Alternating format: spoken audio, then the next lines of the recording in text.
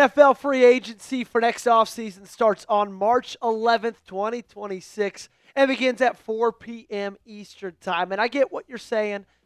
Joey, why are we talking about free agency? There's still 8 weeks left in this season. We're below 500. There are bigger fish to fry. Well, guys, I'm not the only ones talking about it. In fact, ESPN's insider Jeremy Fowler dropped a ton of info in a massive article yesterday. And I'm going to give you guys the highlights because he talked about a few Baltimore Ravens players. Which players? Well, we're going to figure out what's going on with Tyler Linderbaum. We're going to figure out what Travis Jones' future is in Baltimore and the Baltimore Ravens plan with tight end Isaiah Likely. He gave us some great insight, great information, and so what I'm going to do with you guys is share that today. But in return, I need you guys to subscribe to the channel. One subscription helps save a life. Well, not really, but it helps put food on Gage's table, helps me buy my wife Christmas presents. So unless you want my wife to go without Christmas presents this holiday season, well, that'd be very mean of you. So subscribe to the channel, 137 subs away from our next big milestone of 41K. So the Baltimore Ravens over this last offseason, they did not pick up Tyler Linderbaum's fifth-year option. And a lot of people took that to mean, well, they don't want to re-sign Tyler Linderbaum. They don't have him in their future plans. And I would push back on that. I would disagree with that and just say that's kind of how the structure is for offensive linemen, especially on the interior, when it comes to their fifth-year options, just because of how the NFL has its structure. It's very, very interesting, and Jamison Hensley gets us a little bit more in-depth on that. He says Tyler Linderbaum's fifth-year option would have been $23.4 million, which is $5.4 million more than the NFL's highest paid center in terms of average per year. Now, why it's that high for centers? Well, the NFL does this weird thing where they just count offensive linemen as offensive linemen.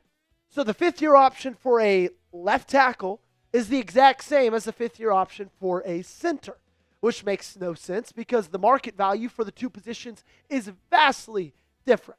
So it's a bargain for a tackle, but it's incredibly expensive for a center, so it really made no sense at the time, and it doesn't really even make sense now, and so I believe that they made the right decision.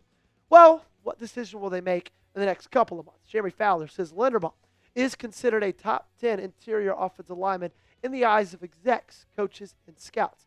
That makes him an expensive option poised to become one of the highest paid centers. The Ravens have discussed an extension with Linderbaum, but are not within striking distance on a deal. When the Ravens declined his fifth-year option in the spring, that enhanced his chances for free agency. And this feels like a really sticky situation that the Baltimore Ravens have found themselves in at this current moment in time. Because Linderbaum's having a really good season in some metrics, and other ones, like via PFF, he's struggling just a little bit. Like if you look at his pass blocking numbers, that's 53.1. But the overall is great. The run blocking is great. And also, at the end of the day, PFF is not gospel. It's just a useful tool to use every now and then. But if you're one of those people that feels like Tyler Linderbaum is not having a good season, I would push back on that. Because, in my opinion, it's more of the two guys that he's got to play right next to, Daniel Fowler and Andrew Voorhees. And because of those two guys, like the Ravens really can't afford to take another risk on that interior offensive line. If you've got big questions at both your right guard spot and your left guard spot, the last thing you want to do is go into this draft, into this offseason, not having Tyler Linderbaum and having a big question mark at that center spot as well. That is not very smart. But also, if you look at it more literally, they cannot literally afford, money-wise, a lot right now. Their current cap space sits at $13.62 million. It's middle of the pack, exactly in the National Football League, sitting at 16th. Now, if they decide at some point over the next couple of months to extend their QB1, Lamar Jackson, that would add some cap space. I would suggest they do that. Not just to add the cap space, but because I don't want Lamar Jackson going anywhere anytime soon. But there's a couple of extensions, namely the guys that we're talking about today, that would then take up cap space. Lamar's adds money. These three guys, Linderbaum, Likely, and Jones, take it away. And that brings us to our next topic, which is Travis Jones. where Jeremy Fowler said multiple teams consider him the best defensive tackle to potentially be available. He's awesome, an NFC executive said. Very tough to block, elite run stopper, a wide-bodied guy who has enough pass rush. The Ravens could attempt to re-sign Jones, but aren't afraid to let key players leave via free agency. One player comp for an NFC exec, Dalvin Tomlinson, who got $57 million over 4 years from Cleveland in 2023. And if you thought Tyler Linderbaum's situation was sticky, we got to talk to you about Travis Jones because he's having an unbelievable season. Outside of Kyle Hamilton, I would argue that Travis Jones has been and is your best defensive player this year. And a big reason of that is because of Nnamdi Madubuike. Not playing because of that neck injury, but because of the severity of Nnamdi's injury, the fact that it is a neck issue, his future seems really up in the air right now. In fact, a lot of people kind of share the same sentiment that I do, that they would be surprised if he has a future in the National Football League at all, just because of how dangerous that injury is to mess with. So then you look to 2026, and you look at your defensive lineman under contract because of how many one-year deals you're operating on right now. The fact that Travis Jones is a free agent, David Ajabo's contract is going to be up. Brent Urban's on a one-year deal. John Jenkins is on a one-year deal. Draymond Jones is on a one-year deal. These are the guys you're rocking with. Mike Green, Ainias Peebles, both rookies now, will be second-year players next year. And then Nnamdi Madubuike, who, like I said earlier, we don't even know if he's going to be on this team. And you would let Travis Jones walk with these guys? Only those guys on this team? But it kind of feels like it's one or the other, just because of how much money they're going to cost. And they've both been so good that they both kind of priced the Ravens out. And Lord knows, when a center and an interior defensive lineman go into free agency, and they're one of the top free agents available in those two key positions, they're going to get a bag from other teams. And if you're talking about picking one over the other, it kind of feels like it's easier to find a talented interior defensive lineman than it is to find a talented center. Centers aren't a dime a dozen. Now, defensive linemen who are as dominant as Travis Jones aren't either, but I think you can find one for cheaper with less of a talent gap than you could with Tyler Linderbaum.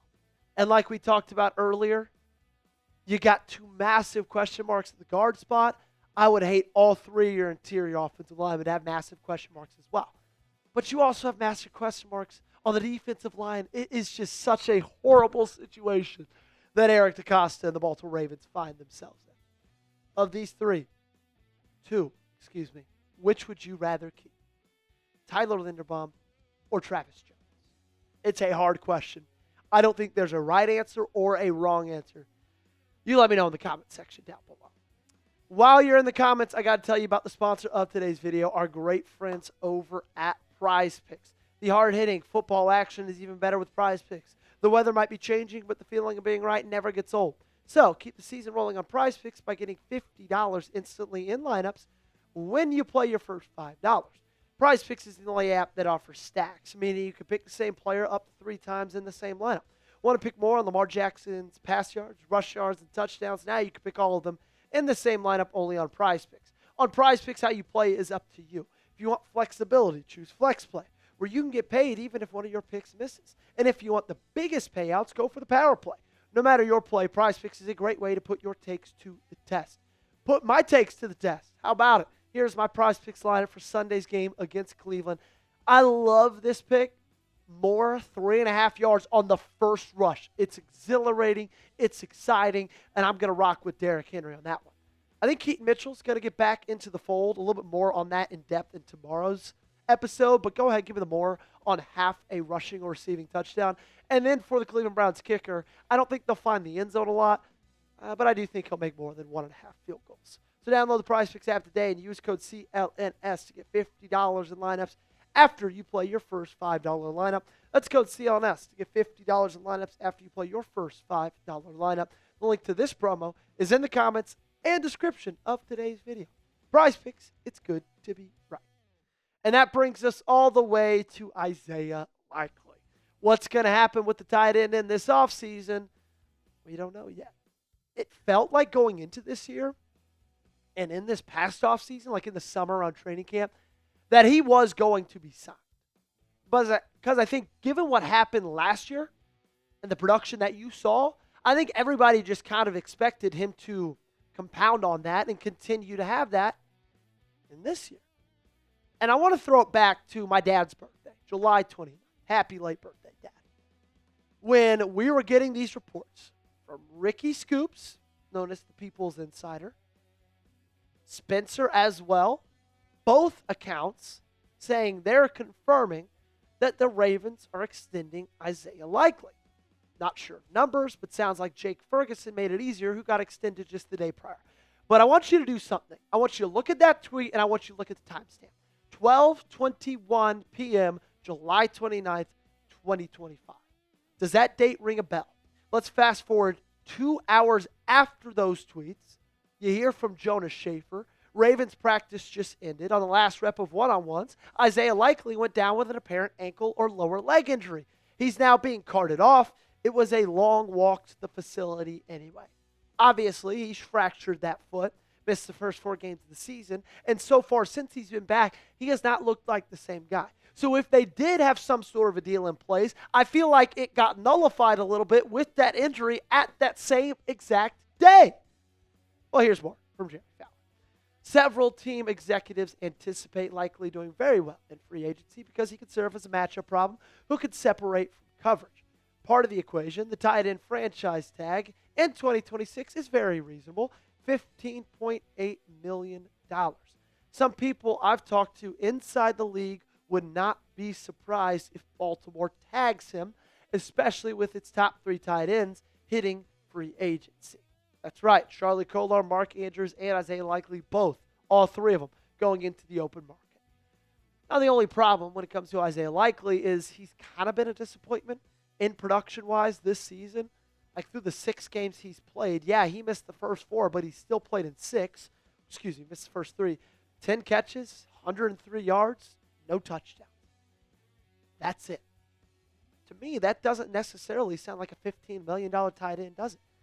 And that's the thing about franchise tags, is it's fully guaranteed money, and all of that money is against the cap. Very sticky situation.